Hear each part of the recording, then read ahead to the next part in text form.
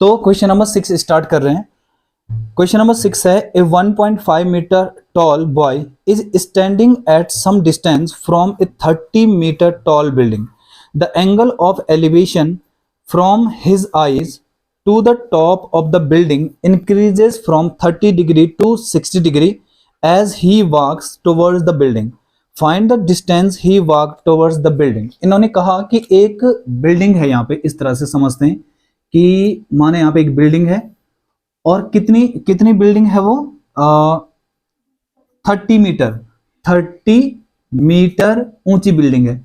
और क्या करता है कि पहले जब ये बंदा यहाँ पे खड़ा था, वो लड़का यहाँ पे जब खड़ा था, तो उस लड़के की जो पहले हम हाइट ले लेते हैं, उस लड़के की हाइट कितनी है 1.5 मीटर टॉल वो लड़का है। और उसका जो एंगल बन रहा है यहाँ से, उसकी आंखों से, यहाँ पर से, भाई यहीं से तो बनेगा एंगल, पांव से थोड़ी बनेगा, ठीक है। तो यहां पर से उसका एंगल मैं क्या करता हूं, इसके पैरेलल एक लाइन डाल देता हूं इस तरह से, ऐसे, ठीक है। यहां पर से जो एंगल बन रहा है उसका, वो बन रहा है 30 डिग्री, ऐसे। क्लियर है। वो लड़का क्या करता है, यहां से बिल्डिंग की तरफ आता है, बिल्डिंग की तरफ आता है। तो मानो सोचो कि वो बिल्डिंग की तरफ यहां पे आ गया, तो जब वो बिल्डिंग के ज्यादा नजदीक पहुंचेगा तो इसका मतलब एंगल भी बढ़ेगा। मैंने बताया था ना कि किसी ऑब्जेक्ट के हम जितने नजदीक जाते हैं हमारा एंगल उतना बढ़ जाता है। जैसे माना वो सामने खिड़की है, उसका अगर मैं देखूं तो यहां से मुझे कम गर्दन उठानी पड़ रही है, पर अगर मैं उसके पास जाऊं तो और उठाना पड़ेगा। सिंपल सी बात यहाँ पे वही बात है कि लड़का अगर यहाँ पे खड़ा है तो उसे गर्दन कम उठानी पड़ेगी, मतलब एंगल कम बनेगा। अगर वो बिल्डिंग की तरफ आएगा तो छत को देखेगा तो थोड़ा और ऊपर उठाना पड़ेगा उसे। तो इसका मतलब एंगल उसका क्या बन गया है, 60 डिग्री। सही है।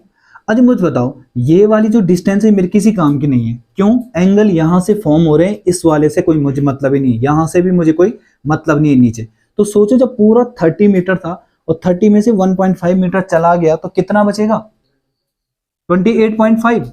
तो 28.5, तो अब भाई मेरी जो डिस्टेंस है वो बन रही है 28.5 मीटर। मैं इसको नाम दे देता हूं, यहाँ पे ए, इसको यहाँ पे बी, इसको सी और यहाँ पे डी। समझ में आया। अब हम पहले ना छोटा ट्रायंगल लेते हैं, ये वाला। तो देखो इनको ना डिस्टेंस को नाम दे देता हूं कुछ। इसको मैंने नाम दे दिया है x और इसको मैंने नाम दे दिया है यहां से यहां तक y। सबको समझ में आ रहा है यहां तक? पहले क्वेश्चन समझ में आया जो मैंने बोला। अब हम ना पहले छोटा ट्रायंगल लेते हैं, तो हम यहां पे लेते हैं इन ट्रायंगल जिसका नाम है A B C. In triangle A B C. अब देखो यहां पे ना मुझे क्या पता है, हाइट पता है, परपेंडिकुलर पता है, और मुझे निकालना क्या है, बेस। तो P और B का रिलेशन कौन देता है मुझे, 10। तो हम यहां पे लिखेंगे 10 थीटा बराबर परपेंडिकुलर अपॉन में बेस। बताओ थीटा की जगह कौन है यहाँ पे, 60 डिग्री। तो हम यहां पे लिखेंगे 10 60 इक्वल टू परपेंडिकुलर है 28.5 अपॉन में बेस की जगह है x। सही है। चलो 10 60 की वैल्यू क्या लिख सकता हूं मैं, √3 बराबर 28.5 अपॉन में x। इस x को वहां भेज दो, तो x √3 इक्वल टू 28.5, और जो यहाँ इनटू वहां जाके डिवाइड, तो x बराबर 28.5 अपॉन में √3। क्या ये फाइनल आंसर है? तुम अगर यहाँ पे रैशनलाइज नहीं भी करते हो ना तो चल जाएगा। क्यों? क्योंकि ये अभी फाइनल आंसर नहीं है, मैं इसको केवल यूज करने वाला हूं आगे जाके किसी इक्वेशन में। तो इसको इतना ही रहने दो। तुम लोग अगर रैशनलाइज भी करते हो ना तब भी कोई दिक्कत नहीं है, कर सकते हो, पर क्यों अपने लिए काम बढ़ाना। जब रैशनलाइज तो तब करते हैं जब हम फाइनल आंसर में अंडर रूट के नीचे कोई मतलब डिनोमिनेटर में कोई रूट नहीं छोड़ते, तभी तो करते हैं। बट यहाँ पे देखो, यहाँ पे फाइनल आंसर नहीं, फाइनल आंसर तो उसने ये पूछा है मुझे, वाई पूछा है। वाई मतलब उसने पूछा कि वो लड़का ना यहाँ से हो यहाँ तक कितना चला, कितना चला, वाई तो चलाओ, तो वही तो निकालना हमें। तो अब हम लिखेंगे यहाँ पे इन ट्रायंगल। इन ट्रायंगल देखो ये वाला, अगर तुम ये सोच रहे हो कि ये वाला ट्रायंगल लेंगे हम ए सी डी, तो वो नहीं ले सकते आप। क्यों? क्योंकि ट्रिग्नोमेट्रिक फंक्शन केवल तभी अप्लाई होंगे जब हमारे पास कैसा ट्रायंगल होगा, राइट एंगल ट्रायंगल। तो राइट एंगल ट्रायंगल यहाँ कहाँ है, यहाँ तो है ही नहीं राइट एंगल ट्रायंगल, तो पूरा बड़ा लेना पड़ेगा। तो अब देखो यहाँ पे इन ट्रायंगल क्या नाम है इसका, ए बी और पूरा डी। तो in triangle A B D, यहां भी वही हिसाब है। देखो P गिवन है और निकालना है बेस, तो P और B का रिलेशन कौन देगा मुझे, 10। तो यहां पे लिखेंगे 10 theta equal to P upon में बी। तो लगाओ टेन थीटा की जगह कौन है इस बार 30, तो टेन 30 बराबर परपेंडिकुलर कौन है 28.5 अपॉन में x प्लस वाई। क्यों x प्लस वाई भाई, इस पूरे बड़े ट्रायंगल का बेस तो x प्लस वाई माना जाएगा ना, ठीक है। तो टेन 30 की वैल्यू होती है 1/√3 बराबर 28.5 अपॉन में x की जगह 28.5 लिख सकता हूं, 28.5 अपॉन में √3 और प्लस y की जगह y ही लिख दो। सही है, बताओ यहां तक।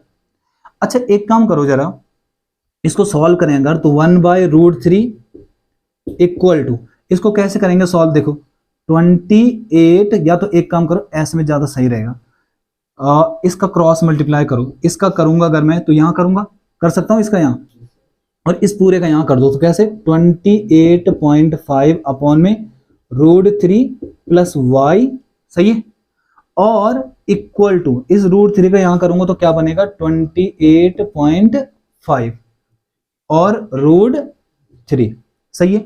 अच्छा मुझे y की वैल्यू तो चाहिए, तो एक काम करते हैं y की वैल्यू यहीं छोड़ता हूं और बाकी को सबको वहां भेजता हूं। तो देखो कैसे, y यहीं छोड़ा 28.5 √3 और माइनस पूरा इधर, कैसे 28.5 कितना अपॉन में √3, कर सकता हूं ऐसे। आगे आते हैं इस तरफ, देखो इसका इंटू अगर मैं यहां कर दूं तो क्या बनेगा मेरा 28.5 इंटू 3 हो जाएगा, क्यों होगा 3, √3 इंटू √3, 3 तो बना के देगा मुझे, और माइनस का 28.5, सही है, और अपॉन में √3। बताओ जरा इसका इंटू, या फिर एक काम करो 28.5 ही ले लो कॉमन, और क्या बचेगा अंदर 3 माइनस 1 और अपॉन में √3, तो कितना आ रहा 28.5 और कितना आ रहा 2 अपॉन में √3।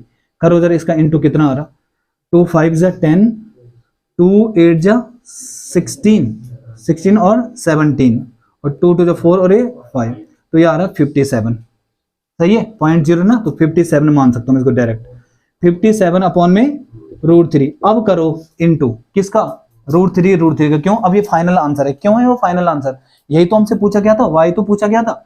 तो अब मैंने क्या रैशनलाइज करना है ऊपर नीचे, तो कितना आ रहा है 57 √3 अपॉन में 3, इसको इससे काटो तो कितना आ रहा 19 √3, यही हमसे पूछा गया था कि कितनी डिस्टेंस चलता है वो। तो क्या क्वेश्चन में कहीं √3 का मेंशन है, नहीं है, तो हमारा फाइनल आंसर हो। हाँ अगर उससे कहा होता कि √3 की वैल्यू रखो तब हमने रखनी है, नहीं तो ये ठीक है, सही है।